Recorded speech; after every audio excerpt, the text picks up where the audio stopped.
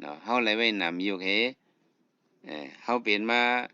วิญญาณนั้นเป็นปฏิสันธิวิญญาณนั้นเฮาเลยมาจากในอันเป็นพิสุปัญญามติแล้ว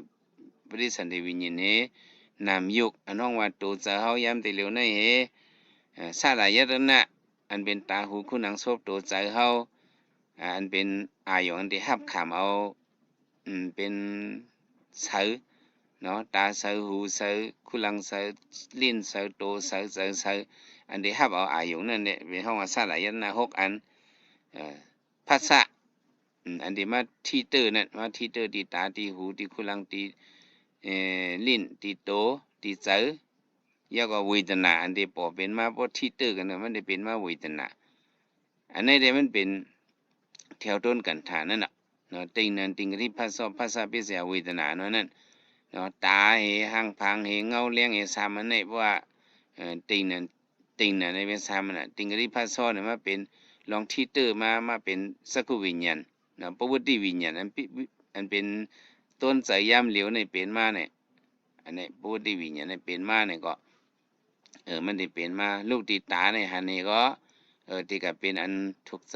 ถูกตาห้ามถูกตาห้าลูกที่หูยินเนี่ยถูกแม่นหูห้ามแม่นหูว่าลูกที่คู่นังโนมยาเหเป็นเวทนานั่นน่ะภาษาพิเศษเวทนาลูกที่คู่นังโนมยาเหอโลหอมห้อยไล่เจอลูกที่ลิ้นเนี่ยกินยาเหมักมักลูกที่ตัวที่เตอเฮก็โลเข้มเข้มเนี่ยที่ออกมาซึ่งในภาษาพิเศษเวทนาลูกที่เวทนาพิเศษในเป็นตัณหาเป็นมาลองมืดมักเนาะเกียกเสริมนั่นน่ะลูกที่ตัณหาสิจังเป็นกระทั่งอุปาทานเฮยาก็กรรมภวายมันเด็ดสืบปฏิสัสสมุปบาทกว่าไอ้เมื่อในปฏิโลมมามันที่ไรหู้จักลายเตียบมันตีเตียบในเนี่ยกำนั้นในแต่ว่าลูกที่เวทนาเฮอย่าไปให้เป็นตัณหาอันนี้ได้ยามยินกันมาก็กะลูกที่ภาษาอย่าไปให้เป็นเวทนานั่นก็ว่าเอาสิตานุปัสสนาว่านี่ก็อันนี้ก็เตียบเลยเนาะลูกที่ตาหันนี่ก็อย่าไปก็เป็นใจมืดมักหักแหงนั่นลูกที่ตาหันก็ตึกที่หันเอาเนาะที่ทำมัดแต่มันนั่นลูกที่หันก็ตึกที่หันก็อย่าไปให้เลยเข้ากับเป็นเวทนาเนาะลูกที่ยินก็ยาวที่ยินก็อย่าไปให้เลยเข้ากับเป็นเวทนาลูกที่หนุ่มก็ยาวที่หนุ่มก็อย่าไปให้เป็นเวทนาลูกที่เลี่ยมที่ลิ้นเนี่ยก็เป็นที่ลิ้นเนี่ยก็อย่าไปให้เป็นเวทนาลูกที่โตที่เตอก็ยาวที่ที่เตอก็อย่าไปกระจู้ที่เวทนาเนี่ยเอาสติอ่ะเนี่ยหู้จอมนั่นน่ะเดี๋ยวเฮาหันเอาเนี่ยก็เป็นสหันเป็นสหัน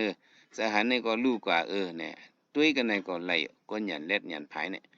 ลูกที่หูยินเนี่ยก็ยินเอาตึกที่ยินก็อย่าไปกะว่าเสียงวันเนี่ยตึกที่ยินเนี่ยก็ไหลยินว่าไอเสียวนมเนาะตาหูเนี่ยเรียกว่าเป็น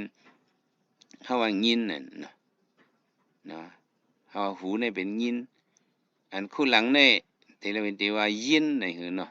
ยินเนี่ยมันยินอายาสามันเนาะลูกที่หนมยาเนี่ยก็ยาวตึกที่หนมเนี่ยไอนี่เนี่ยไอเสียวเป็นยามที่เหลียวเป็นพวกเอาสิตานุปัสสนาว่ายามที่เหลียวเป็นใจหนมเนาะขันธ์วิญญาณเนี่ยใจขันธ์วิญญาณปอมาสติอ่อนหูซ้ำสติอ่อนหูซ้ำในเป็นใจขันธ์วิญญาณในมักตลานั้นอันหูนั้นจะอันเป็นอันตั้งนั้นเนาะเป็นตาได้ยักตัวจะอันยักภายหลังในเป็นญาณในเห็นในยักตัวที่ภาษาปอเป็นมาก็ยักตัวกำเหลียวก็ไหลอยู่ว่าจังไหนเนาะบทเทียบเลยกันในก็มันก็ไหลอันเป็นยำยินมาตั้งนำแต่เวทนาเหตนาในวงการในเลยเอาญาณจิมมาพอมาเอาญาณจิมเลยก็แถวต้นอันนี้มันดีกว่าจอมปฏิสัสสมุปบาทนั่นเนี่ยย้อนไว้จังไหนอันเฮาโยกีมานั่งการตลาดนี่ก็เฮามาคำกันเลยมาคำที่เวทนาเหตนาในวงการในเฮาเอาญาณจิมเลยสัมสลายืนยาวนี่ก็เบในวงการเวทนาเหตนานี่เนาะมันเอาญาณจิมเลยมาเอาญาณมาเทียบเลยแหละปฏิสัสสมุปบาทนี่มันปั่นกว่าเฮ็ดให้เอาสัมสลายืนยาวเข้าหึงกว่านั่นเนาะ อย่าไปให้สัมสายืนยาวข้าวหึงเนี่ยก็วงการเวทนาเลตนาเนี่ยเฮาได้เลยเฮ็ดหยังได้เลยเอาหยันจิ้มเนี่ยเนาะแต่ได้เอาหยันจิ้มอันนั้นก็ได้เลยมีชาสมาซับเลี้ยงนี่มันกว่าเปิงลงมันเดะพอเฮาป๋องเสียงปฏิจจสมุปบาทในเลียวเนี่ยเฮาได้เทียบเลยติ๊กที่นั่นน่ะเฮียงเลยว่าจังนั้นเนี่ยอันในต้นแถวต้นปฏิจจสมุปบาทลัดมาเนี่ยเนาะมันก็ลัดมาว่ามันเป็นปฏิสันธิวิญญาณเนาะนามยุคสลายตนะภาษาเวทนาตัณหาอุปาทานกรรมภวะเนี่ยมันก็ลัดกะลองเลยต้นเป็นขันธ์ฐานนี่ก็น่ะ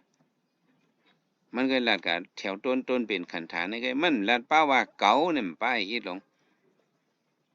เก่ามือคิงซ้ายยิงในเนี่ยมันลัดป้าอีอันนี้มันก็ลัดด้วยสภาวะตะละอันเป็นเงานั่นก็ลูกดีสภาวะตะละเงามันนั่นเนี่ยอันเฮาเป็นติที่นั่นเฮาสามารถต่างบรรจุว่าเป็นเก่าเนี่ยนะจ้ะบ่ป่องแสงปฏิจจสมุปบาทนี่มันป่องเหมือนตั้งว่าป่องซะว่ามันมีเก่ามือเนี่ยมันเป็นเฉพาะนามยุกเวยเป็นเฉพาะอันที่เตอภาษาเวยเป็นเฉพาะอันยินหู้ยินสังเป็นเวทนาเวยเป็นเฉพาะอันจะเป็นเนาะเป็นเฉพาะอันมืดมักตัณหาเวยเป็นเฉพาะอันจะเป็นอุปาทานเวยมันเป็นเฉพาะตะลาเวยเนี่ยบ่ป่องซะจังไหนบอกว่าเฮามีหยันตั้งหูมาเฮาผัดยันเลยเฉพาะติ๊กที่มาบ่ป่องเสียงปฏิจจสมุปบาทอันนั้นพ้องแย้มแต่เดียวอันเฮายกขี่เข้ามาเข้ากันตราไหนมันบอกว่าพอเฮาถ่อมตลาดซื่อในลีไหนก็พ้องเมื่อเฮามาอยู่เซาเนอปังตราเขาก็รับกรรมศีลนี่รับศีลนี่เฮาผิดศีลผิดธรรมอันใดนี่ก็ศีลวิสุทธิเนี่ยมันบ่เป็นมาศีลศีลาจึ้นใสก็